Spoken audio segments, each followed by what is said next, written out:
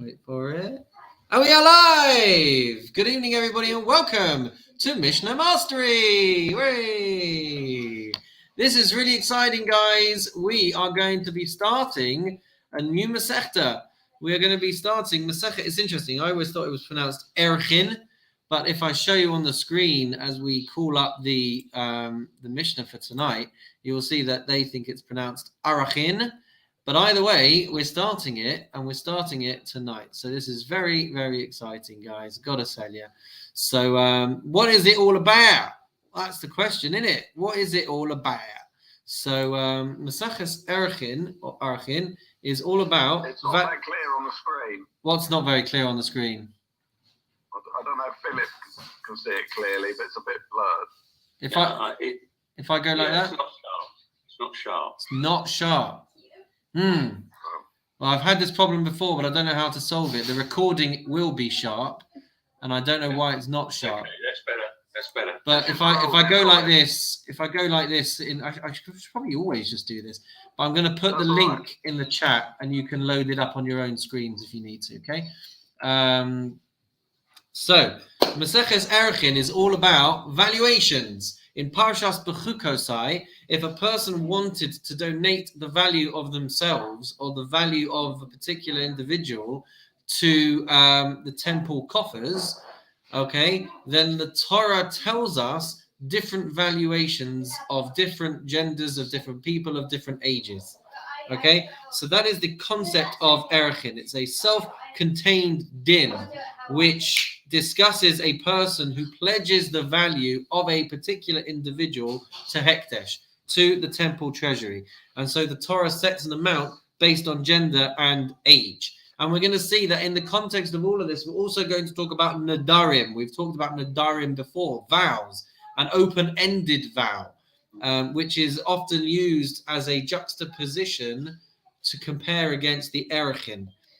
So it's a very subjective value. And if that person was to be sold in the marketplace, that value would be different from the one that the Torah tells us you would be worth if it was for the Erchin pledge. Okay, so chapter 1, Perek Aleph, Mishnah Aleph, says the Mishnah, Hakol Ma'arichin. Everybody is able, and we'll have to see what Hakol means, but everybody can pledge an objective value to the Beis Hamikdash based on a temple valuation of how much a particular person is worth. So Hakol Ma'arichin v'ne'erachin. You could also be the subject of the valuation. So if you were a 50-year-old man, you would be worth a particular amount. So you can be the subject of an Erchin pledge. Also, Nodrin. Anybody is able to make a vow to the Beis Hamikdash, right? Which would be based on a subjective assessment. The Nidarim. You could also be the subject of a neder, of a vow. So if somebody said, I would like to donate the value of Mark to the Beis Hamikdash, well, that depends. How much could Mark be sold for in the marketplace compared to, say, Philip? So that's a subjective valuation. So if they were the same age, right, by the Erchin standards, they'd be worth the same amount. But by a neder standard, they would be worth different because Philip is far more useful than Mark, right? Even though they could be the same age. So for a neder, they would be worth different. That's subjective. But for Erchin, they would be worth the same because that's being set by the Torah. Says the Mishnah, Kohanim, Leviim, v'Yisraelim. So included in this terminology of Hakol, it includes Kohanim, Leviim, and Yisraelim. Nashim va'avadim, it includes women, and it includes slaves. Tumtum va'andrigonas, it would include somebody who has no clear way of distinguishing which gender they are. Va'andrigonas, and it would include someone who presents with both sexual organs of male and female. All of these people are able to set a vow. No, sorry, let me just backtrack a little bit. I've read that wrong. Okay, so for Kohanim, Levim, Yisraelim, Nashim va'avadim, women and slaves, all of those people can pledge, and they can be the subject or the object of a pledge as well. When it comes to a tumtum, who is somebody without clear presentation of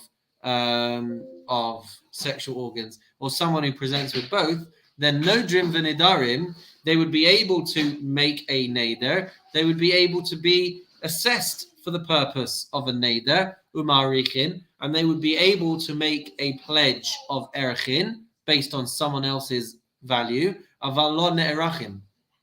But somebody who doesn't present with either sexual organ, or someone who presents with both, they can't be the subject of an erchin pledge. Why? She'eino nerach ela zachar vadai unekeva vadais. Because the subject of one of these erchin pledges would have to be clearly defined as a male or as a female, because the verses in the Torah specifically outline the values based on whether that person is a male or a female. Continuing in the Mishnah, cheresh shota v'katan. So somebody who is a deaf mute, someone who is a shota, someone who is still haven't come up with a politically correct word for a shota, but someone who is suffering from mental difficulties, v'katan, and a minor. So nidarim, they are able to be the subject of nidarim, v'ne'erachin, and because they are clearly defined as male or female, they could even be pledged, or that they could be assessed for the Torah-based value. Aval lo nodrim v'lo marichim, but they can themselves not make a neder, and they themselves cannot make an erchin pledge, mipnei she'ein bahem das, because in terms of their mental competence to be able to make this kind of commitment, halacha views them as not being able to do so. Pachos miben chodesh, if a child is less than 1 month old, nidar, then they have a biblical value set out in Parashas Bechukosai, so they could be the object of an erchin pledge. Aval lo ne'era. Sorry, let me try that one again. Nidar, they can be the object of a neder because they will eventually have some value as a slave as they grow, so therefore they can be valued according to a market valuation, but they are not yet of the age to be included in an erchin pledge. Very good. Says the Mishnah in Mishnah base. By way of introduction, by the way, the psukim around this topic of erchin, Vaydaber Hashem and Moshe Lemor, Daber el Bnei Yisrael. So the rabbis learn out that when Hashem commands Moshe to speak to Bnei Yisrael, so the fact that the verse says Bnei Yisrael, the rabbis learn out that this would exclude non-Jewish people. And when the verse says Ish ki yafli neder, when a person makes this neder, so the word Ish is actually coming to include women and non-Jews. So the Mishnah says in Mishnah base, Hanochri, when it comes to a non-Jew, Rabbi Meir says, Ne'erach aval lo ma'arich. Rabbi Meir says that the non-Jew can be the object of evaluation, aval lo ma'arich, but he can't be the one to actually make a valuation. Rabbi Yehuda says, Ma'arich aval lo ne'erach. He can make an erchin pledge, aval lo ne'erach, but he would not be the subject of a pledge. So, what are we talking about over here? So, Rabbi Meir says that no matter what value he's trying to pledge to, Rabbi Meir says he would not be able to do that. And Rabbi Yehuda says that there would be no obligation for the person to honor his pledge if he pledged the value of a non-Jewish person. And the reason for their opinions is Rabbi Meir says that non-Jews in this regard would be compared to a cheresh shota v'katan, and that is why he would say that they're not able to make pledges, but they are able to have their value pledged. And Rabbi Yehuda says, no, non-Jewish people, of course, they have das. They're able to make these assessments and make these commitments. but they are viewed like a tumtum and an androgynous, so they would not have a biblical value that can be ascribed to them. However, says the Mishnah, they would agree that a non-Jewish person is able to make a neder and is able also to be the subject of a neder. They have value at market, and therefore they can be used as the value for a neder.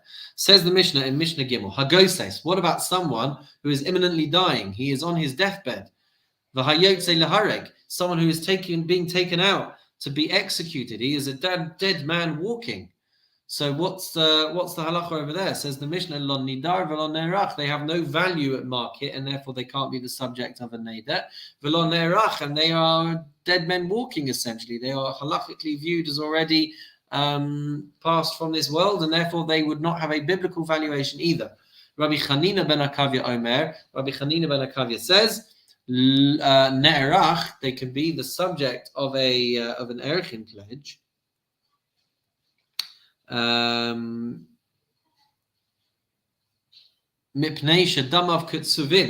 Because they would have, right, based on their age and their gender, they would have a value ascribed to them in the Torah. But because they are,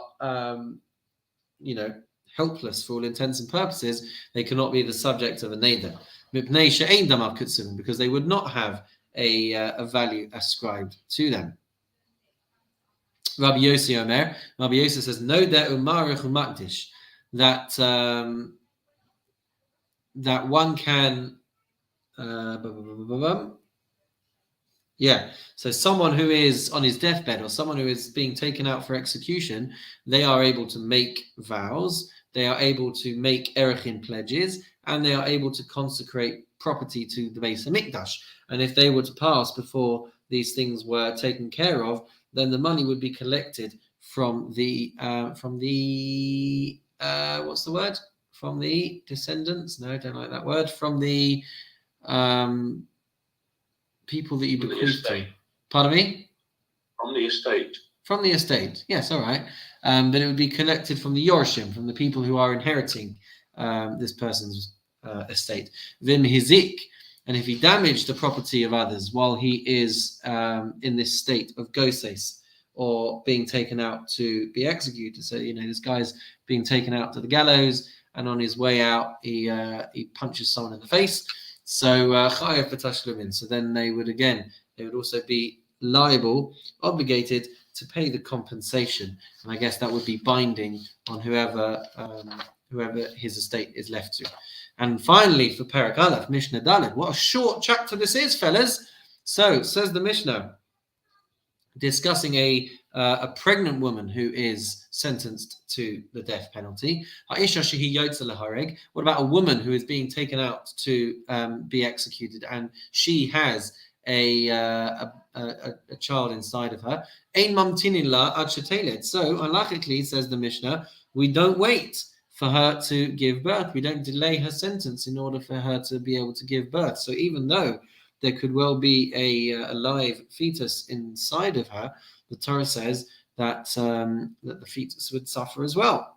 Yashva ala mashper. However, if she was already in labor, then the Mishnah says mamtinin la ad. Then you would wait to execute her after she has had the chance to give birth. Says the Mishnah, ha'isha sheneherga. If a woman is killed,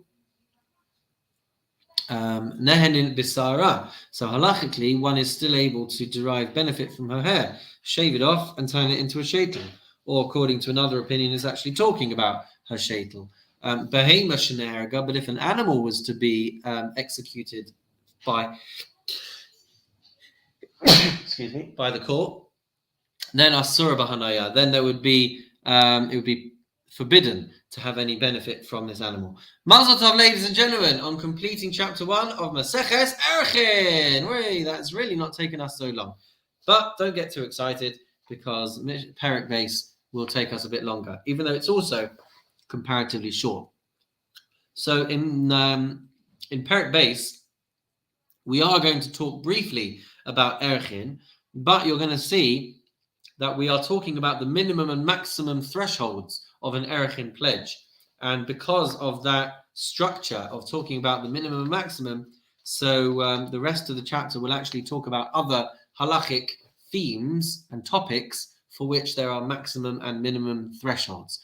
So going on with Mishnah Aleph to start with, talking about the concept of Erchin. So the Torah tells us towards the end of Parashas Bechukosai, the end of the book of Vayikra, chapter 27. So the value is very much dependent on age, and it's very much dependent on gender. So in terms of age, we have a pledge for a child who is 1 month to 5 years old. We have a value for someone who is 5 years old to 20 years old. We have a value for someone who is 20 to 60, and we have a value for someone who is over the age of 60, right? The minimum, the smallest payment is actually 3 sla'im, right? And that would be for a female child aged 1 month to 5 years. So that would be the minimum amount. And the largest payment would be for an adult male aged 20 to 60, who is worth, given the value of 50 sla'im. So along comes our Mishnah over here and says, Ein ba'arachim pachos misela, that there is no smaller value, there is no smaller pledge of a seller. V'lo yaser al chamishim seller, and there is no greater value than 50 seller, which would be for this adult male aged 20 to 60. I hear you cry, but you just said that the minimum value is 3 sla'im. So what's going on? So the answer is that if the person was not rich enough, was not wealthy enough, did not have the funds available to pay the pledge that he has made, then the minimum amount that he could get away with is giving 1 seller, which is why our Mishnah tells us that the lowest amount is 1 seller. Says the Mishnah.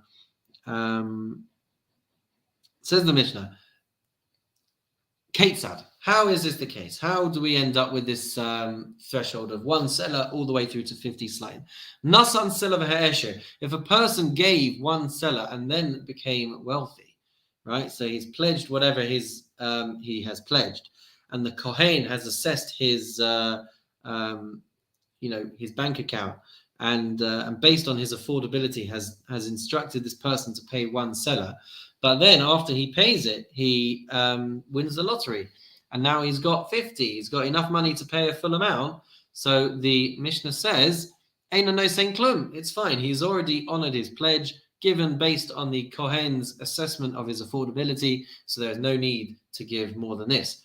Pachos misela. But if the person had given less than a seller based on his affordability, the hair share, and then won $1 million or pounds.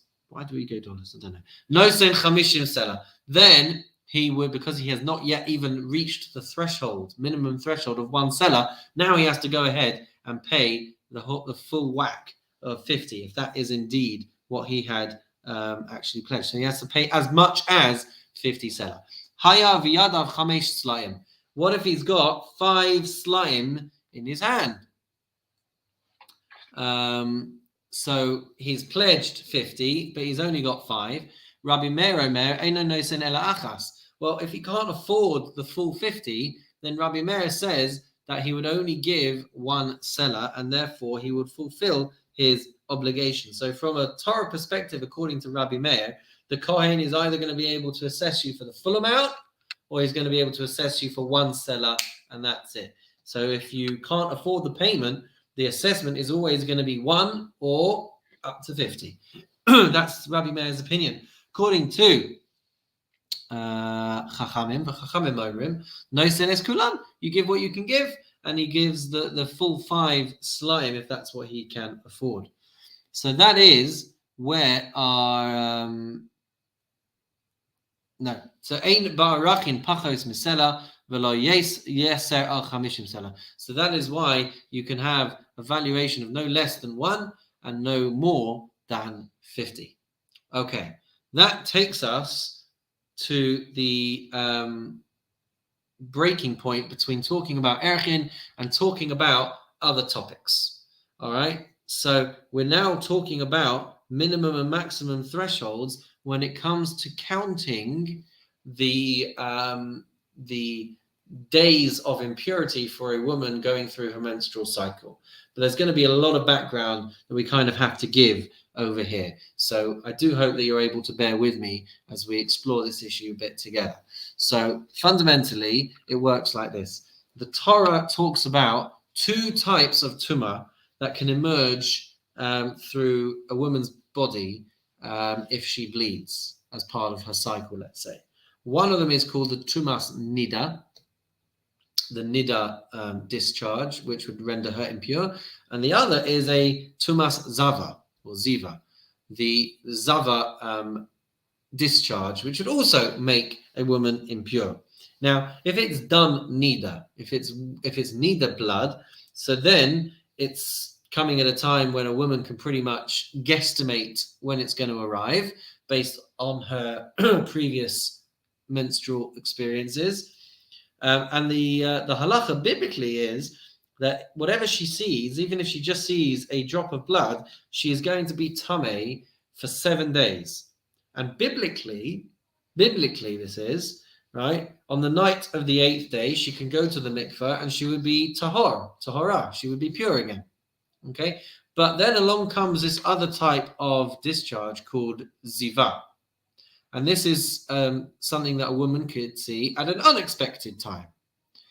And according to this, biblically, she would require, not biblically, halacha l'Moshe misinai, she would require 11 clean days before she's able to move on beyond that. So there could be a lot of days going on. You could see dam nida from day 1 through day 7. And then from day 8 through day 18, you could end up seeing a ziva discharge. And there's all kinds of different halachas when it comes to the impact that is going to have on her. But with all of that in mind, we might be able to explore the superficial understanding of the words of our Mishnah over here. Says the Mishnah, Ein Pesach batoer pachus mishiva, that when it comes to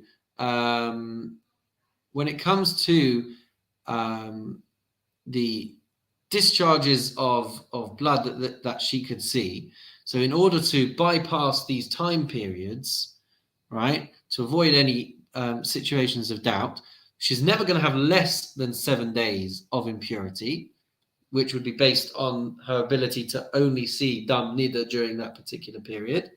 V'lo yeser al shivasa, and it's never going to be greater than 17 days, because at worst what you're going to have is 7 days where you have a sighting of dam nida, followed by 11 days where you're having a sighting of dam ziva, and therefore you're not going to have a count of longer than 17 days. Now, there's so much more to say on this, and obviously when I learned these Mishnahs originally, I wrote myself literally 3 pages of notes.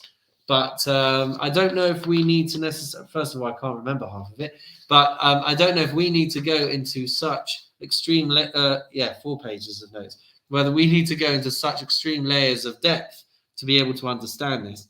But suffice it to say that our Mishnah is telling us that a woman is either going to be going through this period of tumah, either for a period of 7 days up to a period of 17 days, and it's all going to depend on what she's seeing at different times. And so there's all kinds of different calculations that would help a person understand how many days they would be tamei for. But let's for now move on to the next topic of conversation, which is the length of time that a person could be secluded for as a metzora. So if a person finds a patch somewhere on their body, how long are they going to be quarantined for? Says the Mishnah, Ein ben negayim pachos mishavua echad. There's going to be at least a minimum of a week of being locked up, which is where your patch has been seen. And then they're going to wait a week to see what's happened to the patch, to see if it's grown in size, to see if it's diminished in size, to see if it's changed color or not. So that's going to be a minimum of quarantine for a week. V'lo yeser al shlosha shavos, and it's not going to be longer than 3 Shavuos. By the end of 3 weeks, the Kohen will have done the necessary quarantining of this individual, and they will now be on the road to recovery. But they're not going to be locked up, as it were, for more than 3 weeks. Halavai, and that should have been the case for us during COVID. Anyway, moving on to Mishnah Base, a new topic now. So a lunar year either has 12 months or 13 months, as we well know, because we're going to have our 13th month shortly. And the months will each have either 29 days or 30 days. So our Mishnah is telling us over here, with regards to the number of times when you would have a 30-day month, okay, because a month is actually 29 and a half days, which is really 29 and a half plus 793 out of 1,080ths of chalakim, basically, which is approximately 40 minutes. So that means you have to have sometimes 30 days in a month and sometimes 29 days in a month. Otherwise, you end up losing 40 minutes from a year. So the Mishnah says, you'll never have less than 4 months, which would be counted as a 30-day month. And you would never have more than 8 months where you are counting 30 days. And that helps us keep our year balanced to be able to hit everything at the right time. Next halacha, talking about shtei halechem. So you can't bake the shtei halechem on your Shabbos, and you can't bake it on Yom Tov. And so there's going to be discrepancies as to when you would actually bake these loaves of bread, depending on when Shavuos is falling out. Shtei halechem ne'echalos ein pachos mishnayim. It's either going to be eaten no less than the second day after baking, v'lo yeser al shlosha, and no more than the third day after baking. So if, for example, Shavuos falls out on Sunday, so then it would have to be baked on Friday. So that's 1 day. Shabbos is the second day, and Sunday is the third day when you're actually eating it. So that would be when it would be eaten, third day after baking. Lechem apanim, the 12 loaves of bread that were baked each week, nechal ein pachos mitisha, they would be eaten no less than the 9th day, because they would normally be baked on Erev Shabbos, on the Friday, and they get eaten on the following Shabbos. So Erev Shabbos is day 1, Shabbos, Sunday, Monday, Tuesday, Wednesday, Thursday, Friday, Shabbos the following week is day 9. So it's never going to be eaten earlier than 9 days. And says the Mishnah, and it would never be eaten more than 11 days after. Because if you had a Yom Tov falling on a Friday, so then it has to be baked on the Thursday, so that would be 10 days. And if Rosh Hashanah was Thursday, Friday, then the bread would have to be baked on Wednesday. So if it's baked on Wednesday, then you've got Wednesday, Thursday, Friday, Saturday, or Shabbos, Sunday, Monday, Tuesday, Wednesday, Thursday, Friday, Shabbos. So that's 11 days after the time when it was baked. Says the Mishnah, Katan Nimol ein pachos mishmona. A baby boy is never going to be circumcised before the 8th day. That's the minimum point at which the child could be circumcised. And it's never going to be more than the 12th day. Now, obviously, if a child can't be circumcised within that time frame, then you would circumcise after. But the point isn't whether he's well enough to be circumcised. The point is, if you have doubts arising as to when he was born. What do we mean? So if he was born during twilight, bein hashmashos, of a Friday, so then you have to wait until the Sunday, which is day 10. That's because Friday is possibly day 7, possibly day 8. Shabbos is possibly day 9, possibly day 10. So then Sunday is when you're having to wait till before you're able to circumcise. But what if it was Yom Tov on the Sunday? So now you can't do the bris because it's definitely not day 8. And we don't push off Yom Tov to do a bris if it's not on time. So now you're having to wait till day 11.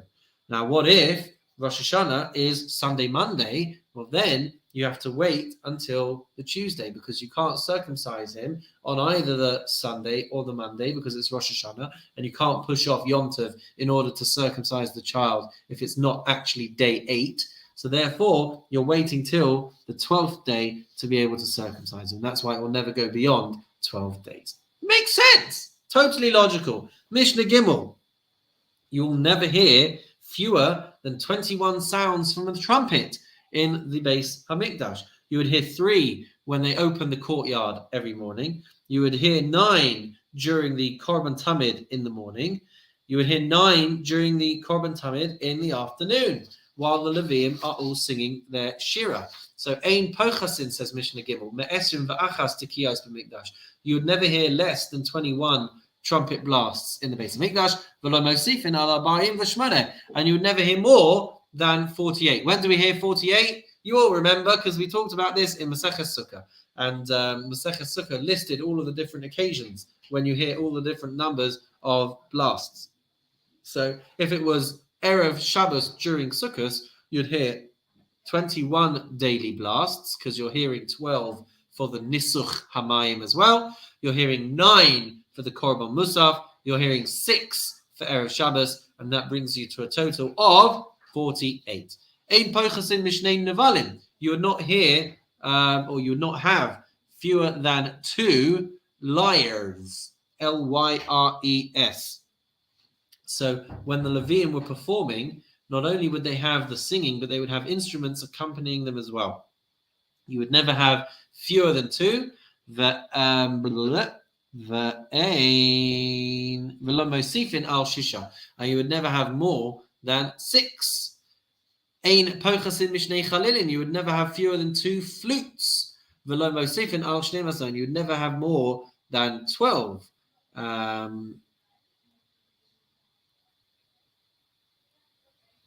Sorry, I think this is number of days. No, it's number of flutes. And then says the Mishnah, and there would be 12 days during the year when the flute is played at the altar. B'shchitas Pesach Rishon, at the time of the Korban Pesach on regular Pesach, uv'shchitas Pesach Sheni, and at the time of slaughtering the Korban Pesach, if it was Pesach Sheni, a month later, the Yom Tov Rishon Shel Pesach, and on the first day of Pesach, the Yom Tov Shel Atzeres, and on Shavuos, the Shmona Yimei Chag, on all 8 days of Sukkot, v'lo haya makeh ba'abuv shel nechoshes ele ba'abuv shel kaneh, and they would not use a copper flute, rather they would use a reed flute. Mipnei shekolo arev, because the sound is more pleasant, is sweeter.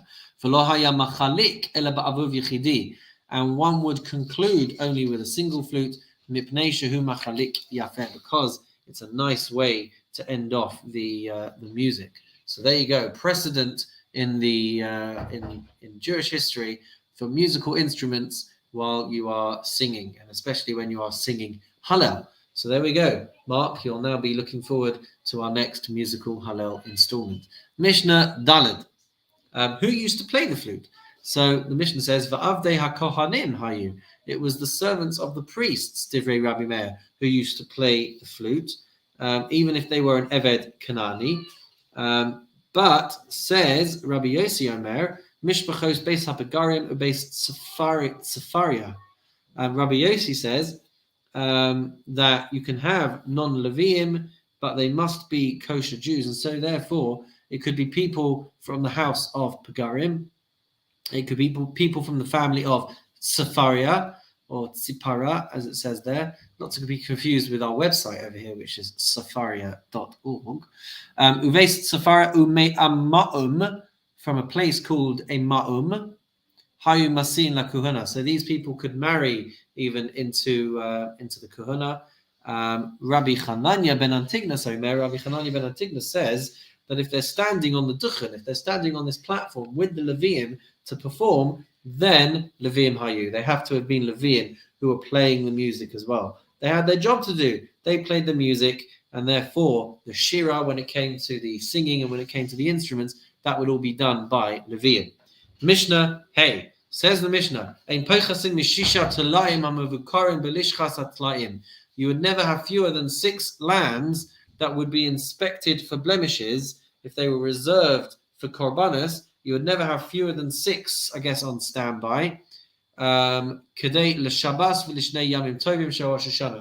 that if you needed reserves, if any of your tla'im, if any of your sheep were to be deemed unfit for use, then you've got 6 on standby for if it came out on Shabbos or for 2 days of Yom Tov of Rosh Hashanah. So you may need up to 6, and that's why you would have a minimum. And you could really have any number of available reserves on standby, so that if ever you needed one, there would be one available. Says the Mishnah,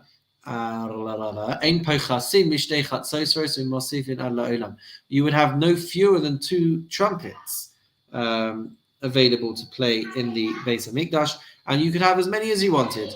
Says the Mishnah, you would have no fewer than 9 harps in the temple, and you could add as many as you want.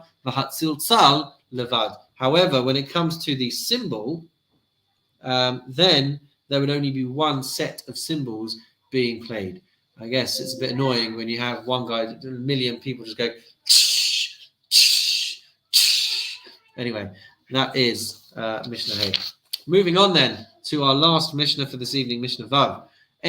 By the way, I don't know about you guys, but I love when we hear stuff about the Beis Hamikdash. Like, it helps bring stuff to life. I really enjoy it. And you would never have fewer than 12 Leviim standing on the Duchen. We all think that Duchening is Kohanim and it's the whole Birkas Kohanim. Actually, the Duchan is the platform from where people would perform. So the Leviim would stand on the Duchen, which is the platform for them to perform from. And you could have as many Leviim as you wanted.